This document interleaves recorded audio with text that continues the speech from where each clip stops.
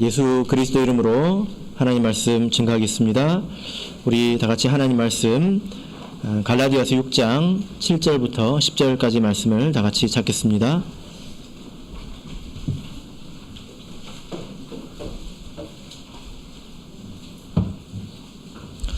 하나님 말씀 갈라디아서 6장 7절부터 10절까지 말씀을 우리 같이 읽겠습니다.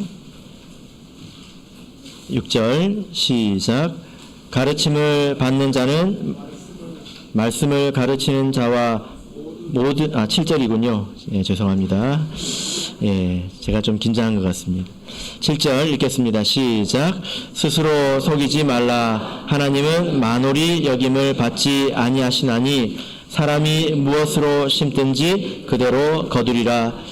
자기의 육체를 위하여 심는 자는 육체로부터 썩어진 것을 거두고 성령을 위하여 심는 자는 성령으로부터 영생을 거두리라. 우리가 선을 행하되 낙심하지 말지니 피곤하지 아니하면 때가 이름에 거두리라. 그러므로 우리는 기회 있는 대로 모든 이에게 착한 일을 하되 더욱 믿음의 가정들에게 할지니라. 아멘.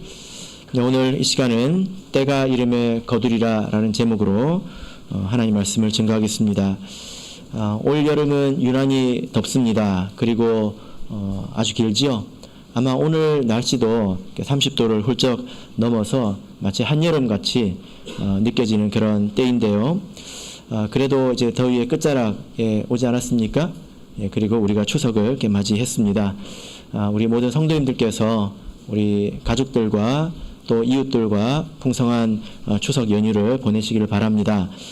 이번 추석 연휴는 또 좀 길지 않습니까? 예, 다음 주 금요일에 휴가를 내면 9일 동안 쉴 수 있다고 하는 이야기를 들었는데 연휴가 좀 비교적 길죠. 그래서 여러분 주변에 또 위로와 격려가 필요한 그런 분들이 계시다면 그런 분들을 위해서 또 시간을 또 활용해 보시기를 바랍니다. 때로는 우리가 위로가 필요할 때가 있습니다. 때로는 우리가 낙심할 때가 있지요. 그런 분들을 이렇게 만나보면 겉으로 많이 드러내지는 않아도 또 힘이 빠져 있고 또 낙심해 있는 것을 볼 수 있습니다. 우리가 살아가면서 낙심할 만한 일을 이렇게 겪는 것이 사실 그렇게 나쁘다고 말할 수는 없는 것 같아요. 왜냐하면은 우리가 그런 때가 있어야 자기를 돌아보기 때문입니다. 낙심할 만한 일들이 있을 때 우리는 자기를 돌아보게 되죠. 내가 무엇이 부족한지 또 내가 무엇이 잘못되었는지 혹시 그런 게 있지는 않은가 자기를 진지하게 성찰하지 않습니까? 또 그런 과정을 통해서 우리의 삶을 하나님과 연관지어서 생각해 보는 것을 배우게 됩니다. 육신적인 것만 이유만 생각하는 것이 아니라 왜 이래 내 인생이 이럴까, 왜 이런 문제가 있을까 생각을 하면서 여러 가지 이유를 찾다 보면 결국에는 이것이 하나님과 관계가 있구나 이런 것들을 이렇게 배우게 되죠. 이것이 얼마나 귀한 것입니까? 그리고 낙심할 만한 일이 있을 때야 비로소 참으로 귀한 것이 무엇인지 당연하게 여겼던 것이 정말 귀한 것이구나 이런 것을 배우게 되지 않습니까? 감사하는 것도 사실은 낙심을 통해서 우리에게 오게 된다는 것입니다. 만약에 우리가 하는 일마다 순조롭게 아무런 어려움 없이 술술 잘 풀린다면 어떻게 될까요? 예, 자기가 잘나서 그런 줄 알 것이고 고마운 줄도 모를 것이고 또 감사한 것이 얼마나 감사한 일인지도 모르고 그렇게 되지 않겠습니까? 사람이 생각보다 쉽게 그런 일로 이렇게 넘어지게 되는 것입니다. 옛말에 성경에 있는 이야기는 아니고요. 옛말에 사람에게 세 가지 재앙이 있다 이렇게 이야기를 하는데 혹시 아십니까? 사람에게 찾아오는 재앙 세 가지. 제가 크게 동의는 하지 않지만 사람들은 일반적인 생각입니다. 첫 번째는 노년 가난, 두 번째는 중년 상처, 아내를 잃는 것을 말합니다. 세 번째가 뭘까요? 소년 급제입니다. 그 중에 제일 큰 재앙이 무엇일까요? 일반적으로 옛말에 3번이라고 합니다.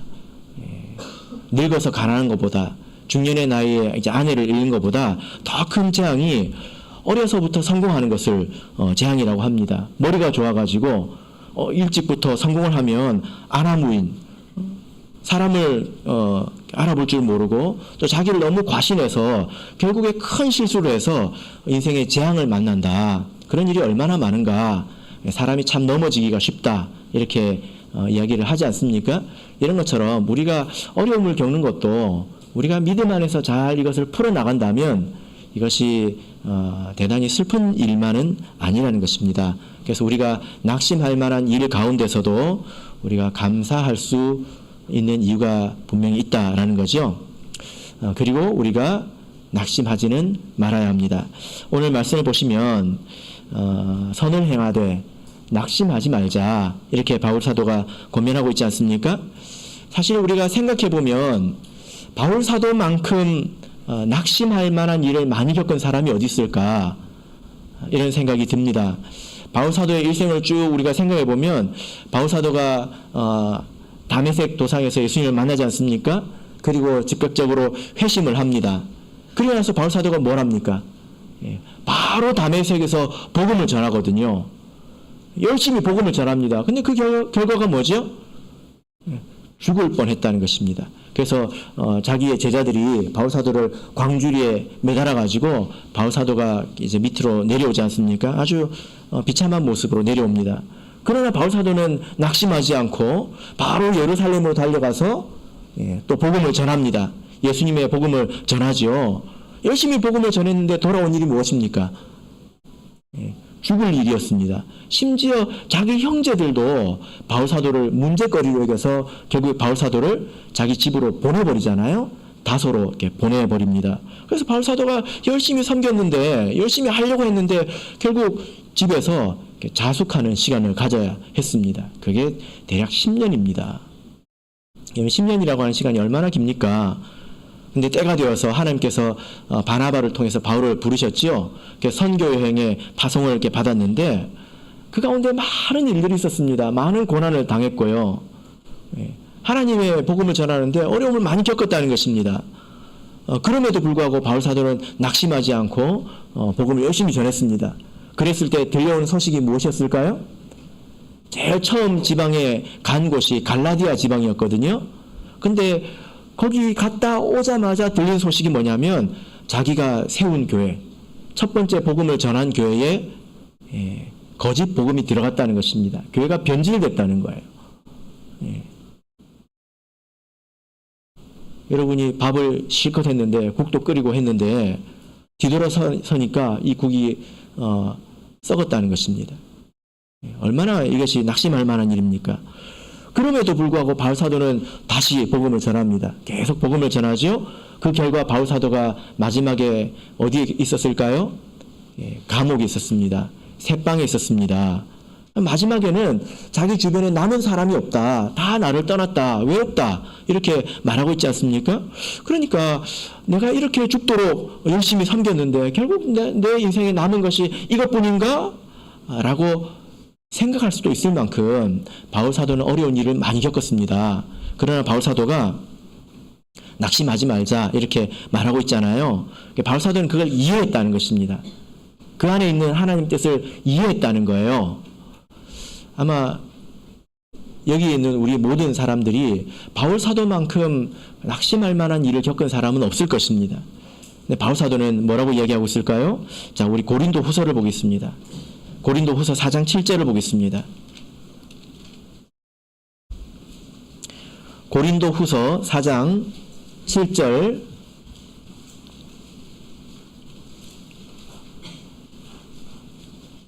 자, 우리 이 말씀을 같이 읽어보겠습니다. 이 말씀이 그 모든 일들에 대한 바울 사도의 이해이죠. 자, 같이 읽겠습니다. 시작. 우리가 이 보배를 질그릇에 가졌으니 이는 능력의 심히 큰 것이 하나님께 있고 우리에게 있지 아니함을 알게 하려 함이라. 이 질그릇은 자기를 말하고 자기의 고생스러운 인생을 말합니다. 그 안에 보배가 담겨 있다고 말하죠. 이 보배는 무엇입니까? 바울 사도의 직분을 말합니다. 바울 사도가 가지고 있는 그런 직분을 말합니다. 그러니까 바울 사도가 대단한 것이 아니라 바울 사도를 쓰시는 하나님이 대단하다. 바울 사도가 그걸 깨달았다는 거예요. 이 고난을 통해서. 사람이 이걸 모르면 넘어집니다. 안 넘어질 것 같죠? 넘어집니다. 우리 참예수교회 초기의 일꾼 중 한 명이 장 바나바이지 않습니까?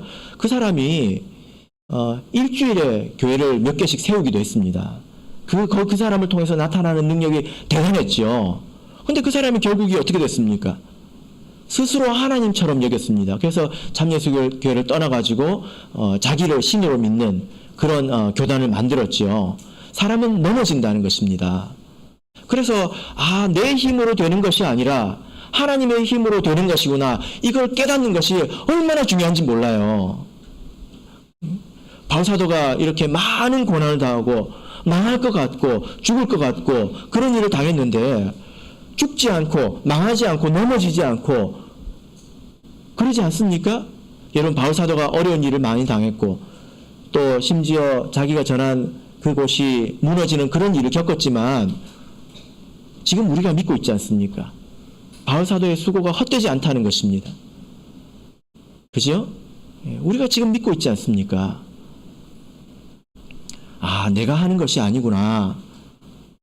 내가 이렇게 망할 것 같고 죽을 것 같은 그런 위기 속에서도 죽지 않고 망하지 않고 이렇게 되는 것을 보니까 이런 하나님이 하시는 거구나. 내가 겸손해야 되겠다. 이것을 배우는 것이 얼마나 중요한지 모릅니다. 그러니 그가 낙심하지도 않는 것입니다. 어려운 일이 있어도. 자, 그래서 우리 8절을 보실까요? 능력의 힘이 큰 것이 하나님께 있다는 것입니다. 그렇기 때문에 결과가 무엇입니까? 8절 읽겠습니다. 시작. 우리가 사방으로 우겨쌈을 당하여도 쌓이지 아니하며 답답한 일을 당하여도 낙심하지 아니하며. 바울 사도가 그래서 낙심하지 않는다. 이렇게 말씀을 하고 있습니다. 여러분 이런 경험을 가진 숱한 경험을 가진 바울 사도가 성령의 감동하심을 입어서 우리 성도들에게 남긴 말씀이 오늘 본문의 말씀인데요. 선을 행하되 낙심하지 말라는 것입니다. 자, 우리 그러면 다시 본문으로 가서 우리 7절 말씀을 읽어보겠습니다.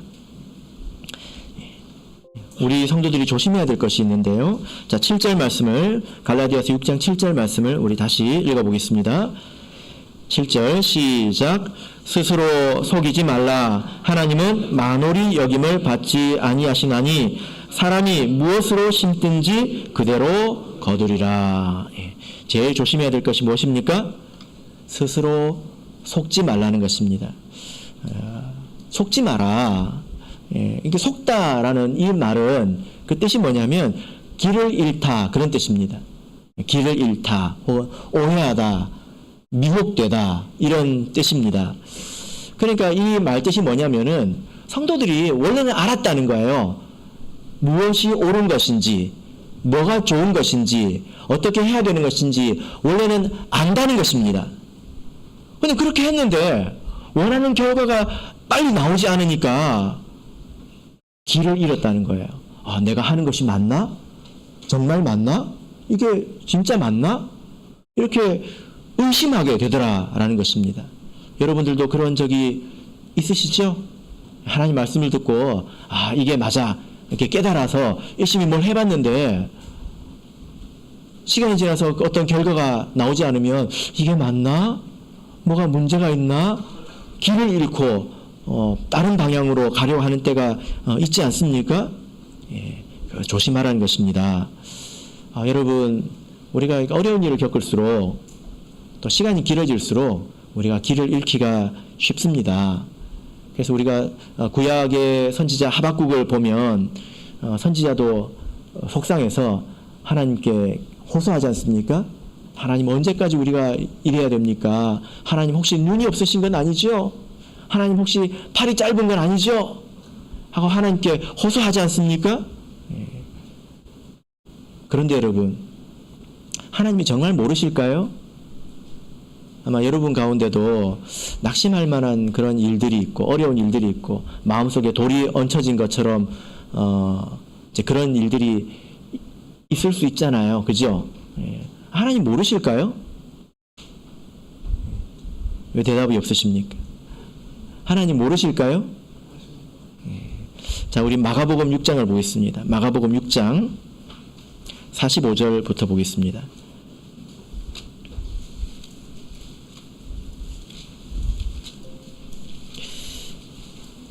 마가복음 6장 45절부터 우리 48절까지 읽어보겠습니다. 마가복음 6장 45절에서 48절 읽겠습니다. 시작. 예수께서 즉시 제자들을 재촉하사 자기가 무리를 보내는 동안에 배 타고 앞서 건너편 벳세다로 가게 하시고 무리를 작별하신 후에 기도하러 산으로 가시다. 저물매 배는 바다 가운데 있고 예수는 홀로 무태 계시다가 바람이 거스림으로 제자들이 괴로이 누워졌는 것을 보시고 밤 사경 즈음에 바다 위로 걸어서 저에게 오사 지나가려고 하시매. 제자들이 배를 타고 가고 있는데 여기에도 다 사연이 있겠죠. 네, 그날 풍랑을 만났습니다. 근데 예수님은 육지에 계셨어요. 여기 보면 예수님께서 이게 그 바다에 풍랑이 일어가지고 제자들이 죽을 똥살똥 이렇게 물을 퍼내고 노를 젓고 이런 모습을 예수님께서 다 보셨습니다. 다 보고 계셨어요. 근데 언제 가셨습니까? 밤 사경이 되었어요. 예. 사경은 이 밤중 가운데서 제일 어두울 때를 말합니다. 옆에가 하나도 안 보일 때를 말해요. 예수님께서 그때까지 기다리셨다가 이제 가신 것입니다. 이것은 제자들에게 어떤 교훈을 주려고 하신 걸까요? 너무 어두워서 아무런 소망이 없는 것 같고 아무런 희망이 없는 것 같지만 예수님은 다 보고 계신다는 것입니다. 예수님은 물 위를 걸어서라도 제자들을 구원하실 수 있다는 것입니다. 여러분, 그래서 너무 내 삶에 내 문제만 집중해서 이렇게 고개를 들어서 주변을 보지 못하고 하늘을 보지 못하면 정말 죽을 것 같습니다.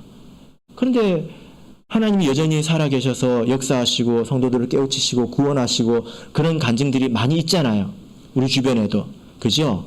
그런 이야기를 들어보면 우리가 하나님께서 지금 내 상황과 내 형편, 내 기도 모르시는 게 아니시구나. 우리가 이것을 알게 됩니다. 그러므로 우리 성도님들께서 길을 잃지 마시고 하나님께서 알고 계신다는 것을 꼭 믿으시길 바랍니다. 우리가 길을 잃으면 우리가 딴 길로 가게 되죠. 그죠? 예. 우리 이 갈라디아서 6장 7절 말씀을 보시면 하나님에 대해서 이렇게 말씀을 하고 있습니다. 하나님은 어떤 분일까요? 하나님은 만홀히 여김을 받지 아니하신다. 예. 만홀히 여기다. 이 뜻이 뭐냐면은 코를 쳐들다 이 뜻입니다. 코를 쳐들다. 코를 쳐들다는 게 무슨 뜻일까요? 예. 경멸히 여긴다 이런 뜻입니다. 경멸히 여긴다.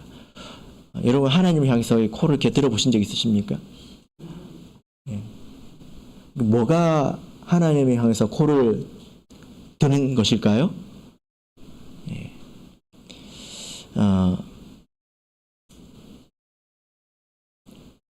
예를 들어 이런 일입니다. 이제 길에서 경찰관들이 음주 단속을 하고 있습니다. 근데 운전하는 내가 술을 한잔 했어요. 저기서 경찰이 뭘 하고 있는 걸 보게 됩니다. 그러면 이제 코를 쳐들고 어떻게 할까요? 골목으로 들어가 버리는 거지. 네가 그렇게 해봐야 나는 내 갈 길 간다. 하나님께서 무엇이 옳다, 무엇이 그르다 이것을 말씀하셔도 나는 내 갈 길 가겠다. 나는 내 식대로 살겠다. 이것이 코를 쳐드는 것입니다. 여러분, 그래서요, 우리가 이 자리에 앉아 있다고 해서 하나님을 경배하는 게 아니에요. 하나님의 다스림을 순종하고 하나님의 말씀을 받아들이고 그 안에서 우리가 엎드리는 것이 하나님을 경배하는 것이죠. 이 자리에 앉아 있으면서 실제로 살아가는 것은 내 마음대로 내 뜻대로 살아간다면 코를 쳐드는 것 아니겠습니까? 하나님은 그런 취급을 받지 않으신다는 것입니다. 반드시 그 보응을 얻게 하신다. 이렇게 말씀을 하고 계십니다. 그래서 하나님은 만홀히 여김을 받지 않으신다. 여러분 이것을 꼭 기억하십시오. 그래서 때로 내 삶의 길을 잃어버린 것 같이 낙심이 될 때, 무엇이 답인지 모를 때, 또 정말 이것이 옳은지 모를 때 하나님의 말씀을 믿고 그대로 가시면 됩니다. 하나님께서 다 알고 계시다는 것입니다. 자, 우리 8절을 읽겠습니다. 8절 읽겠습니다. 시작. 자기의 육체를 위하여 심는 자는 육체로부터 썩어진 것을 거두고 성령을 위하여 심는 자는 성령으로부터 영생을 거두리라. 예. 하나님은 만홀히 여김을 받지 않으신다. 이 말씀은 사람이 무엇으로 심든지 반드시 그대로 거둘 것이다. 하나님은 그대로 주실 것이다. 이런 뜻입니다. 예. 나는 내 식대로 살아도 나는 잘 살 수 있어. 예. 하나님께서 두고 보자 하십니다. 성경에 보면 하나님께서 비웃으신다 이런 말씀을 보신 적 있습니까? 어떤 사람이 나는 내 식대로 살아도 잘 살 수 있어. 나는 뭐 이렇게 살아도 행복하게 살 수 있어. 이렇게 생각을 하면 나중에 그 사람의 인생에 고난이 찾아오고 문제가 찾아왔을 때 하나님께서 그 사람의 기도를 들으시는 것이 아니라 비웃으신다. 그것이 그 사람의 열매라는 것입니다. 우리가 인생을 살아갈 때 이런 관념을 가지고 있어야 되는데 사실 우리는 다 농부입니다. 우리가 각기 다른 직업을 가지고 있고 각자 다른 일을 하고 사는 것 같지만 우리는 다 농부입니다. 우리가 다 농부인데 우리가 다 각자 다른 일을 하고 있지 않습니까? 그런데 알고 보면 우리가 뿌리는 씨앗은 두 종류밖에 없습니다. 어떤 종류일까요? 하나는 육체를 위하여 심는 것, 또 하나는 성령을 위하여 심는 것. 그래서 우리가 사는 모습이 다 다르잖아요. 똑같은 사람이 없습니다. 그런데 딱 두 종류로 다 나눌 수 있다는 것입니다. 어떤 사람은 혹은 내 인생의 일부는 육체를 위하여 심는 것이고 어떤 것은 성령을 위하여 심는 것이다. 이렇게 나눌 수 있다는 것입니다. 그래서 우리가 나는 무엇을 심는 사람인가? 내가 하는 지금 이 일은 무엇을 위해서 심는 것인가? 생각하면서 살아야 합니다. 내가 하고 싶은 대로, 내가 되고 싶은 대로 살 것이 아니라 생각하면서 살아야 된다는 것입니다. 우리 삶의 어떤 것은 되게 분명한 일들이 있죠. 그죠? 예를 들어, 게임에 빠져 있다. 드라마에 빠져 있다. 이것은 무슨 일입니까? 육체를 위해서 심는 거지요. 그죠? 예. 내가 게임에 몰두하고 드라마에 빠져 있고 스마트폰에 빠져 있고 이것도 사실은 심는 겁니다. 그 일도 심는 일이라는 거예요. 예. 무슨 일입니까? 무엇을 위해서 심는 것입니까? 육체를 위해서 심는 거죠. 어렵습니까? 제가 지금 어려운 이야기 하는 거 아니죠? 그렇죠? 성경을 읽고 기도하는 것은 어떤 일일까요? 예, 성령을 위해서 심는 것이겠지요. 그죠? 그러면 직장 생활하는 것은 애매합니다. 학생들이 공부하는 것은 애매하죠. 그래서 무슨 말이냐면 잘 생각을 해야 된다는 것입니다. 똑같은 모습으로 살아간다고 해도 다를 수 있다는 거예요. 어떤 사람은 돈만을 위해서, 자기의 성공을 위해서, 자기의 만족을 위해서 뭔가를 하는 사람이 있을 겁니다. 직장 생활을 하든지 공부를 하든지 자기의 욕심을 위해서 하는 사람이 있을 겁니다. 그건 무엇을 위해서 뿌리는 겁니까? 뭐죠? 육체를 위해서 뿌리는 거죠. 근데 똑같은 일을 하더라도 하나님께서 은혜로 주신 것이 있고 그것을 통해서 하나님의 뜻을 이루어갈 수 있습니다. 가정을 부양하고 그리고 그걸 통해서 또 복음을 전하고 그럴 수 있습니다. 그래서 겉모양만 가지고 판단할 수 없다는 거예요. 그래서 우리가 살아가면서 우리가 낙심하지 말라. 이런 말씀을 듣기 전에 나는 무엇을 뿌리는 사람인지를 먼저 생각해야 합니다. 여러분, 이러면 좀 웃기잖아요. 자기 육신을 위해서 실컷 살아놓고 완전히 하나님과 상관없이 자기 육신만을 위해서 살아놓고 뭐가 잘 안 돼요. 그러면서 갈라디아서 6장을 읽습니다. 6장 9절을 읽어요. 낙심하지 말라. 그럴 때 쓰는 게 아니죠?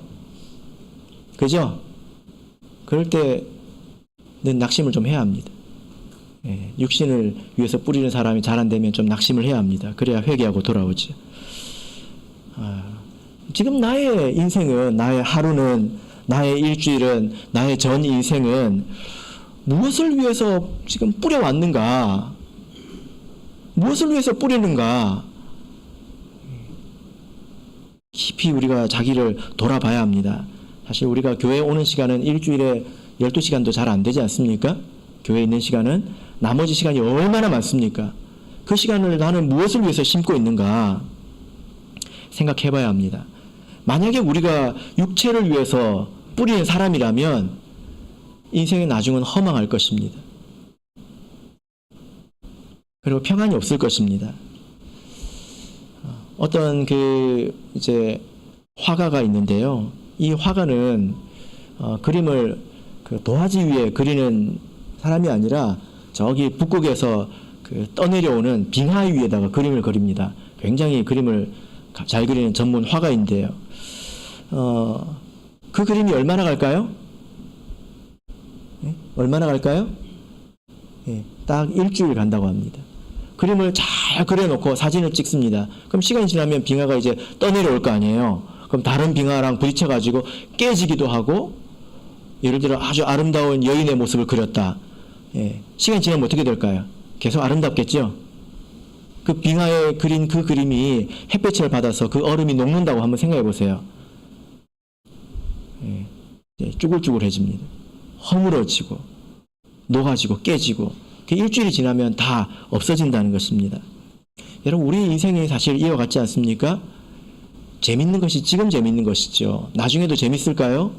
하나님을 만날 생각을 하면 두렵지 않겠습니까? 돈이나 명예나 권력이나 건강이나 이런 것들은 우리가 나중엔 다 잃어버리는 것입니다. 다 잃게 되는 것이다 라는 것입니다. 그러니 사람들이 이 세상에서 하는 생각이 다 없어지기 전에 열심히 누리자, 재미를 보자, 그런 기록들이 하나님 앞에 다 남잖아요. 그럼 우리가 하나님 앞에 가서 어떻게 하나님을 배울까요? 육체를 위해서 뿌린 사람은 썩어진 것을 거둔다 라는 말입니다. 반면에 우리가 하나님의 뜻을 위해서 뿌린다면, 우리가 영적인 것을 뿌린다면 우리는 무엇을 얻게 됩니까? 영생을 얻게 됩니다. 그리고 평안을 얻게 됩니다. 우리가 인생을 살면서 사람들이 관심을 갖는 것은 무엇을 거두냐, 보통 이런 것 같습니다. 저 사람이 월급이 얼마냐, 저 사람의 삶이 얼마나 형통하냐, 얼마나 누리고 사느냐, 보통 이걸 많이 보지요. 근데 무엇을 거두느냐보다 더 중요한 것은 무엇을 뿌리느냐입니다. 우리가 생각해 보면 우리는 뿌리지 않은 것을 거두기도 합니다. 맞습니까? 우리가 뿌리지 않은 것을 거둘 때도 많이 있습니다. 예를 들어 이제 제 입장에서 이제 목회를 생각해 본다면 제가 처음부터 여기 있었던 게 아니잖아요. 그죠? 그 이전에 많은 일꾼들 그리고 많은 성도들이 수고하고 희생했지 않습니까? 그죠? 그래서 제가 와서 평안하게 이렇게 목회를 하고 있는 건 아닙니까? 제가 뿌린 게 아닙니다. 근데 그 열매를 제가 먹기도 합니다. 그죠? 우리 삶이 다 이와 같습니다. 그래서 내가 지금 누리는 것을 중심으로 생각을 하면 자기 자신을 잘 못 봅니다. 모태신앙들도 마찬가지죠. 누군가는 첫 번째 믿었을 것입니다. 그 사람들이 믿을 때 얼마나 투쟁하고 이 믿음을 얻기 위해서 싸웠겠습니까? 근데 그들의 자녀들이 태어났을 때는 당연한 것으로 이렇게 주어지게 되지요. 잘해서 여기 있는 것이 아니지 않습니까? 내가 뿌린 게 아니라는 것입니다. 그러면 우리가 지금 내가 이렇게 살고 있는데 나는 무엇을 뿌릴 것인가? 이것을 생각해야죠. 그죠? 제가 부산교회에서 이제 목회를 하면서 부산교회 이 정도면 됐지. 괜찮네 생각하면서 누리기만 한다면 여러분들이 별로 좋아하시지 않을 겁니다. 그죠? 계속 뿌려야 합니다. 이건 제가 뿌린 게 아니지 않습니까? 계속 뿌려야 합니다. 우리 신앙도 마찬가지라는 거예요. 특히 우리 이제 청년들은 예전보다 훨씬 더 좋은 환경에서 지금 자라고 있지 않습니까? 그래서 더 훌륭해져야 되겠죠. 그죠? 여러분들도 많이 뿌려야 합니다. 그래서 땅끝까지 복음을 전하는데 수고하는 그런 일꾼이 되어야 합니다. 자, 이제 우리 9절 말씀 읽겠습니다. 9절 읽겠습니다. 시작. 우리가 선을 행하되 낙심하지 말지니 피곤하지 아니하면 때가 이름에 거두리라. 자, 이 말씀을 보니까 우리가 선을 행하되 낙심하지 마라. 언제 거둔다고 말씀하고 있습니까? 때가 있다. 이렇게 말씀을 하고 있죠. 모든 것에는 다 때가 있습니다. 하나님께서 정하신 때가 있다라는 것입니다. 아주 유명한 말씀인데요. 전도서 3장을 보겠습니다. 전도서 3장 1절에서 3절을 보겠습니다. 전도서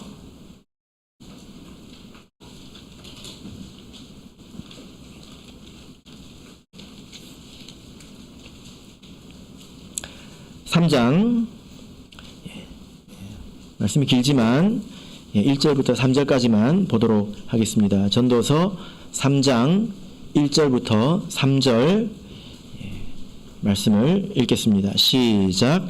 천하의 범사가 기한이 있고 모든 목적이 이룰 때가 있나니 낳을 때가 있고 죽을 때가 있으며 심을 때가 있고 심은 것을 뽑을 때가 있으며 죽일 때가 있고 치료시킬 때가 있으며 헐 때가 있고 세울 때가 있으며.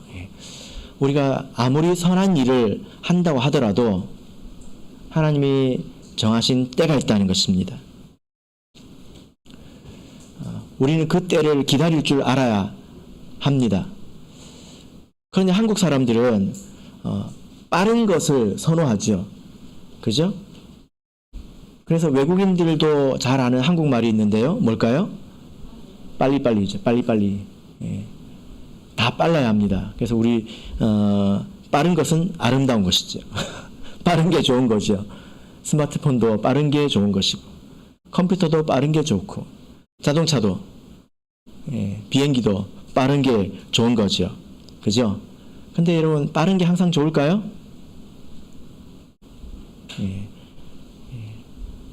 아이가 엄마 뱃속에서 몇 개월을 있어야 합니까?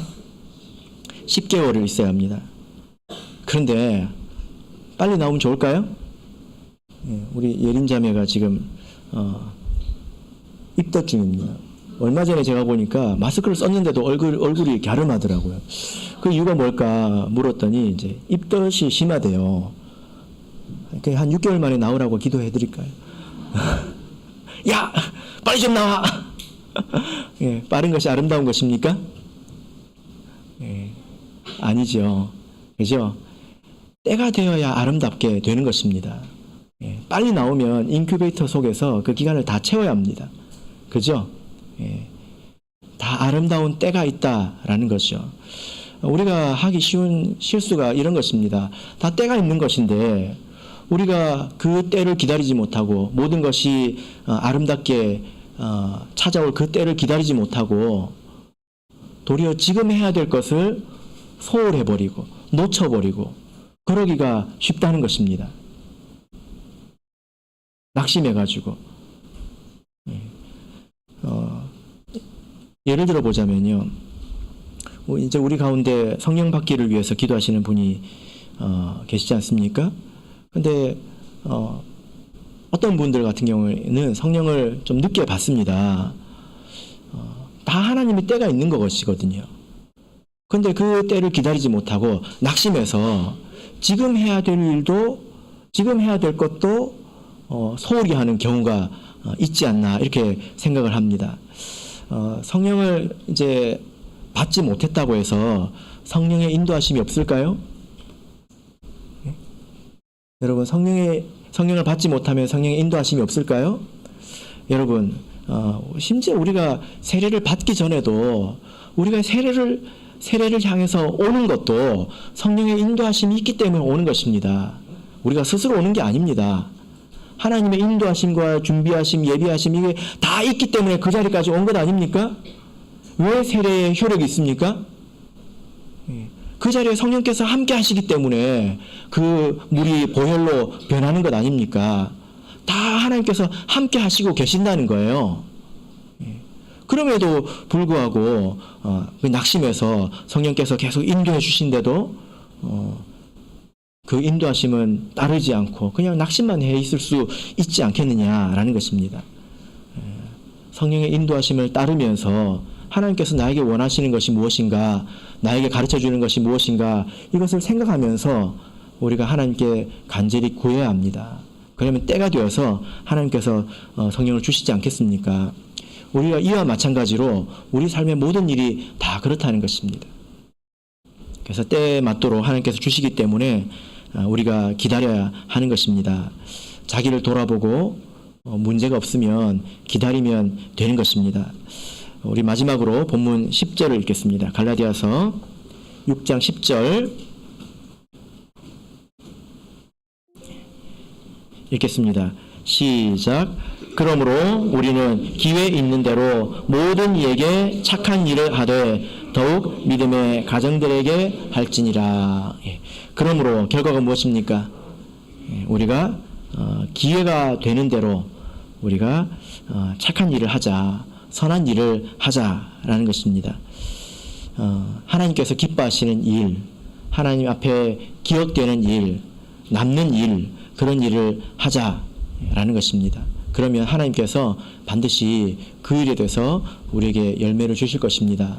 비록 때로는 우리가 살아있는 동안에 그 직접적인 그런 열매를 얻지 못한다 하더라도 하나님은 그 사람이 무엇을 뿌리고 산 사람인지 다 기억하십니다.